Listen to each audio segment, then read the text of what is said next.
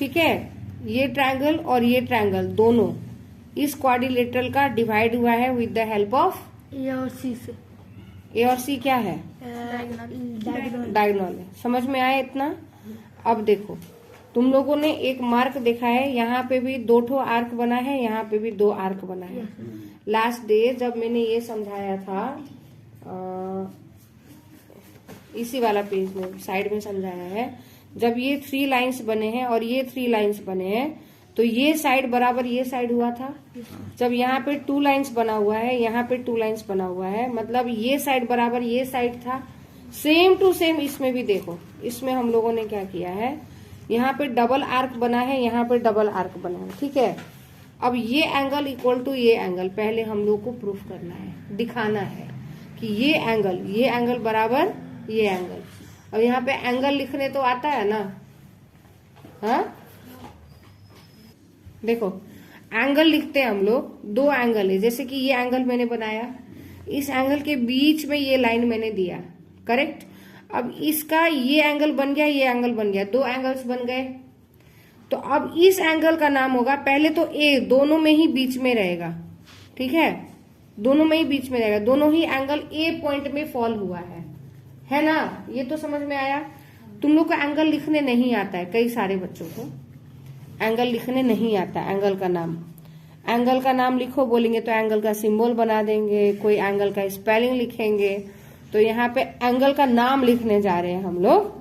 ये जो एंगल है ऊपर वाला, ये एंगल का नाम होता है DA, और यहाँ पे जो भी अल्फाबेट देंगे तो हम लोग C देंगे। मान लो C दिए तो DAC इस वाले एंगल का नाम है। बात आया समझ में?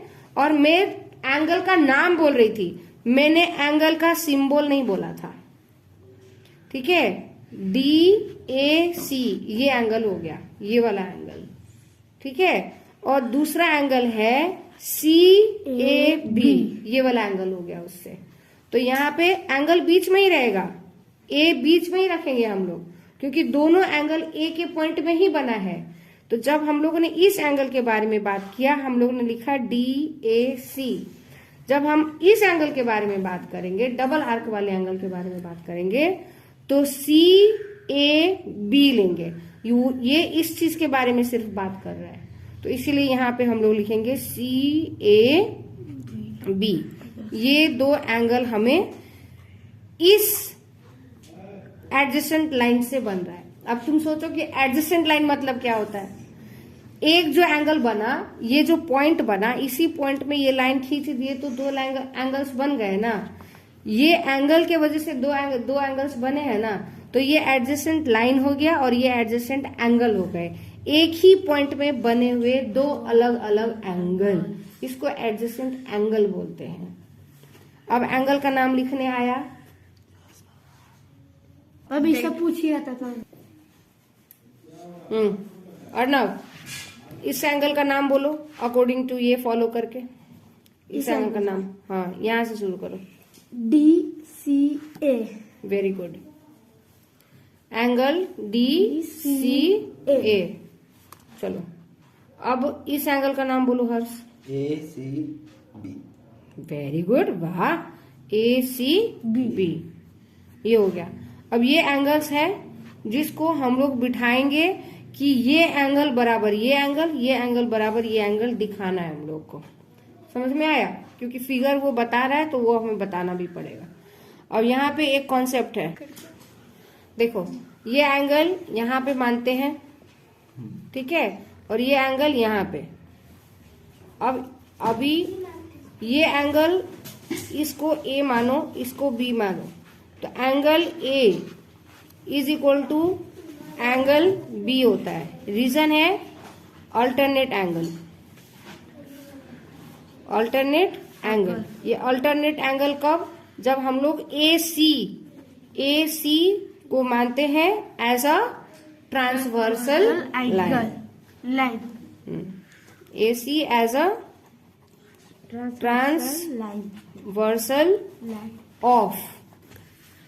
Transversal of DC and AB। ठीक है, इसमें एंगल ए और एंगल बी, तो मान लो ये एंगल और ये एंगल, ये डबल आर्क वाला जो ये एंगल है, एंगल डी सी ए, मतलब ये एंगल डी सी ए, इस एंगल के बारे में बात हो रही है, is equal to angle C A B, equal to angle C A B. ये एंगल बराबर ये एंगल हो गया, रीजन होगा अल्टरनेट एंगल। देखो ये थ्योरम में जा रहे हैं अब हम लोग। अब ये सब दोनों चीज समझ में आया, ये भी और ये भी समझ में आया। अब है यहाँ पे हम लोग के पास बात क्या है कि अ diagonal of parallelogram divides it into two congruent triangle. तो टू कॉन्ग्रुएंट ट्रायंगल में कौन सा ट्रायंगल है? ट्रायंगल है ADC, है ना, ADC। एक ये ट्रायंगल है ADC, ये वाला ट्रायंगल हो गया, ये ADC ट्रायंगल हो गया, ये वाला समझ में आया। और दूसरा ट्रायंगल है ट्रायंगल ABC, ये व्हाइट वाला हो गया ट्रायंगल ABC। क्लियर है? अब यहां पे देखो, अब यहां पे जब हम लोग चले गए तो एंगल का नाम लिखना मैंने यहां सिखा दिया, कैसे नाम लिखते हैं। यहां पे सीख चुके हो कि हम लोग कहां पे जा रहे हैं, अल्टरनेट एंगल में जा रहे हैं। तो ये एंगल और ये एंगल नाम लिखना सीख चुके थे। तो 1 नंबर में angle DCA is equal to angle CAB, reason होगा अल्टरनेट एंगल, है ना, pair of alternate angle. Pair मतलब तो जानते हो, ये दोनों का दो पेयर मतलब 4, ये 2 मतलब एक पेयर। अब यहाँ पे कब, इसको हम लोगों ने अल्टरनेट एंगल कब बोला? जब AC is transversal of DC and AB। Clear हुआ? देखो जब AC को ट्रांसवर्सल बोल रहे हैं तो DC एंड AB नहीं बोलेंगे, यहाँ पे हम लोग बोलेंगे DC इज पैरेलल टू, जब पैरेलल टू AB, जब कोई चीज पैरेलल है, जैसे यहाँ पे देखो ये दोनों लाइन पैरेलल थे तो ये लाइन को हम लोग ट्रांसवर्सल बोलते हैं, स्टैंडर्ड 7 में पढ़ा था ये। अब यहाँ पे जब हम लोग AC को ट्रांसवर्सल बोल रहे हैं तो DC को भी पैरेलल AB बोलेंगे, ठीक है। वैसे ये भी सही रहेगा, ये भी सही रहेगा, दोनों, कोई दिक्कत नहीं है। अब जब AC को हम लोगों ने ट्रांसवर्सल मान ही लिया है तो पॉइंट नंबर 2 में अब हम लोग लेंगे दूसरा एंगल, वो है DAC, ठीक है, DAC, angle DAC is equal to, इस एंगल के बारे में बात किया तो अब इस एंगल को लेंगे, इक्वल टू ACB। ACB ये क्या है? पेयर ऑफ अल्टरनेट एंगल, ठीक है ना। अब ये एंगल हो गया, ये एंगल हो गया। अब 3rd नंबर में मुझे बस साइड दे दो।